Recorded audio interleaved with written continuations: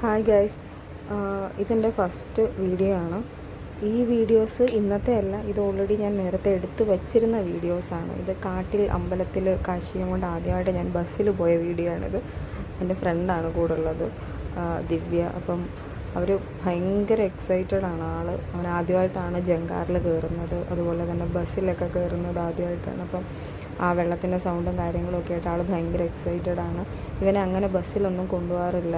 Normally നമ്മൾ car അല്ലെങ്കിൽ ആക്റ്റീവൊക്കെയാണ് ഉപയോഗിക്കുന്നത്. അപ്പോൾ പെട്ടെന്ന് ഒരു ആഗ്രഹം തോന്നിയിട്ട് ഇവനെ ഒരു ദിവസം ഇതുപോലെ ഇങ്ങനെ ബസ്സിൽ കൊണ്ടുപോകാൻ ഒരു ആഗ്രഹം തോന്നി അങ്ങനെ കൊണ്ടുപോയതാണ്. എനിക്ക് ഒറ്റയ്ക്ക് ഇവന് പറ്റില്ല, പാടാണ്.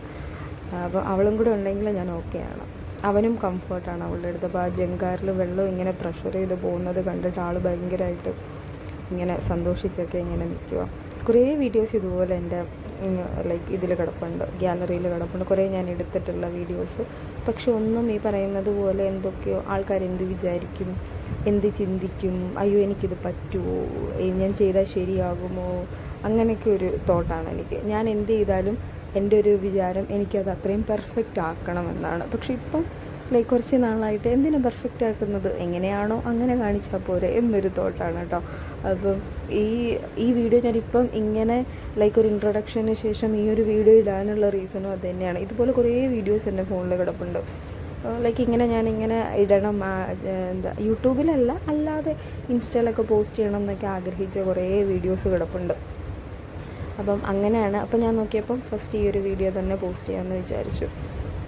അങ്ങനെ ജങ്കാറിൽ ഇരിക്കുന്ന ഒരിതാണ് പുള്ളി. ഭയങ്കര എക്സൈറ്റഡ് ആണ് കേട്ടോ ആൾ. കാരണം ആദ്യത്തെ ഒരു ബസ് യാത്രയാണ്. ഇവൻ ഓൾറെഡി തൃശ്ശൂരൊക്കെ പോയിട്ടുണ്ട്. അത് പക്ഷേ അല്ലാതെ നമ്മുടെ ട്രാവലർ പോലുള്ള വണ്ടികളിലൊക്കെയാണ് പോയിട്ടുള്ളത്, അല്ലാതെ ബസ്സിൽ കയറി ഇറങ്ങിയിട്ടുള്ളൊരു പരിപാടി ഉണ്ടായിരുന്നില്ല. അപ്പം അങ്ങനെ കാട്ടിലമ്പലത്തിലൊക്കെ ചെന്ന് അവളുടെ കൂടെ തന്നെയാണ് ആൾ. എപ്പോഴും കുഴപ്പമൊന്നുമില്ല, അവൻ്റെ കംഫർട്ട് പരിപാടിക്കെല്ലാം അവൾ കൂട്ടി നിൽക്കും. അങ്ങനെ മണിയൊക്കെ മേടിച്ച് നമ്മൾ അമ്പലത്തിലൊക്കെ കെട്ടി. നമുക്ക് അമ്പലത്തിൽ അകത്തെ വീഡിയോസ് ഒന്നും എടുക്കാൻ പറ്റില്ല. അപ്പം അങ്ങനെ എടുത്ത് പിന്നെ കുറേ നേരം അവൻ അവിടെ നിന്ന് കുറേ കളിച്ച് മണ്ണൊക്കെ വാരി കളിച്ച്. അപ്പം ആൾ ടോയ് മേടിക്കാനായിട്ടാണ് ഫസ്റ്റ് ഓഫ് ഓൾ വന്നത്. പക്ഷേ എൻ്റെ ഭാഗ്യത്തിനോ അവൻ്റെ ഭാഗ്യക്കേടിനോ അന്ന് അവിടെ ടോയ് കടകൾ അധികം ഉണ്ടായിരുന്നില്ല. പിന്നെ അവനെ നമ്മൾ മെരുക്കിയെടുത്തത് കടൽ കാണിക്കാം, കടലുണ്ട് അപ്പുറത്തെന്ന് പറഞ്ഞിട്ട്. അവൻ വെള്ളം പോലും കുടിച്ചില്ല, കടൽ കാണാൻ ഓടുമായിരുന്നു.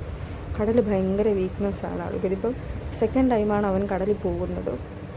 അപ്പോൾ ഭയങ്കര ഇഷ്ടമാണ് കടലിൽ. അങ്ങോട്ട് ഇറങ്ങി പോകാനും ആൾക്ക് കുറച്ച് ഇഷ്ടം കൂടുതലാണ്. അപ്പോൾ അതുകൊണ്ട് ഞാൻ കയ്യിലൊക്കെ പിടിച്ച് അവിടെ നിർത്തി. കുറേ നേരം അവളുടെ കയ്യിൽ നിന്നു. പിന്നെ അങ്ങോട്ട് പോകണം എന്ന് പറഞ്ഞപ്പോൾ ഞാൻ പെട്ടെന്ന് കൈ കയറി പിടിച്ചു. എനിക്കറിയാം ഇവനെ ഓൾറെഡി നനഞ്ഞു കുളിച്ചിട്ടുണ്ടായിരുന്നു. ചെറുതായിട്ട് ജസ്റ്റ് അവനൊന്ന് വീണിട്ടും ഉണ്ടായിരുന്നു. അപ്പം സ്പെയർ ഡ്രസ്സൊക്കെ കയ്യിലുണ്ടായിരുന്നു. ആൾ ഭയങ്കര എക്സൈറ്റഡാണ്, ആൾ ഭയങ്കര ത്രിൽഡാണ്. അപ്പോൾ ഇങ്ങനെയൊക്കെ പോകുന്നതും വരുന്നതും ഒക്കെ ഭയങ്കര ആഗ്രഹമാണ് അവന്. പക്ഷെ നമുക്ക് സാഹചര്യങ്ങൾ കൊണ്ട് അങ്ങനെ പറ്റാറില്ല. നമ്മൾ അമ്പലങ്ങളിലൊക്കെ പോകാറുണ്ട്. അത് പക്ഷേ ഇങ്ങനെ ഇത്രയും അവന് ഒരു ഫ്രീഡവും കാര്യങ്ങളും ഒന്നും അവിടെ കിട്ടത്തില്ല.